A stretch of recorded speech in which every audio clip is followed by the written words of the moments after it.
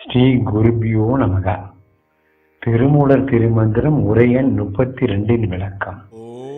தேவர் பிரான் நம்பிரான் திசை 10 மேவு பிரான் விரி நீருலகேழையும் தாவு பிரான் தன்மை தானறிவாரில்லை பாவு பிரான் அருட்பாடலுமாமே.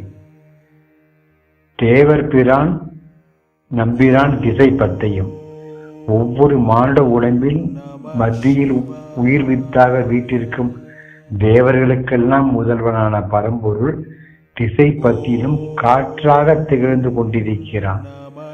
திசையில் 10 என்பது தேகத்தின் வெளியே காற்றால் சூழப்பட்டிருக்கும் 8 திசைகள். தேகத்தின் உள்ளே அதே காற்றை வாசியாக மேலும் கீழுமாக ஆக மொத்தம் 10 திசைகளிலும் அவன் அருள் சக்தி காற்றாக வெளிப்பட்டு கொண்டிருக்கிறது.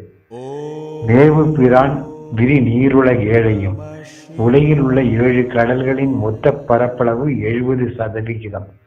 அதே போன்று ஒவ்வொரு மானுட தேகமும் அதே 70% அளவு கொண்ட நீரினால் சூழப்பட்டிருக்கிறது.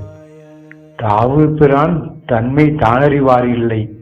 இவ்வாறு பறந்து விரிந்த இந்நீர் பரப்பை கடந்து பரம்பொருள் ஒவ்வொரு நாபிக் கமலத்தின் உள்ளும் வீற்றிருக்கிறான். இவ்வாறு ஒவ்வொரு மானுட தேகத்தின் உள்ளும் 10 திசைகளிலும் பரவி வியாபித்திருக்கும் அளப்பரிய ஆற்றல் கொண்ட அவனை தன்னுள் உணர்ந்து அறியக்கூடியவர்கள் எவரும் இல்லை. பாவு பிரான் அருட்பாடலுமாமே. அத்தகைய அவனின் அருளை பெறுவதற்கு குருவருளால் எங்கும் பரவி உள்ள காற்றை திருவாசியாக்கி அதன் மூலம் 7 கடல் தாண்டி உள்ளிருக்கும் உயிர் வித்தாகிய ஈசனை இடைவிடாது போற்றி புகழும்போது அவனின் அருள் 10 திசைகளிலும் வியாபித்து விளங்குவதை உணரலாம். திருச்சிற்றம்பலம்.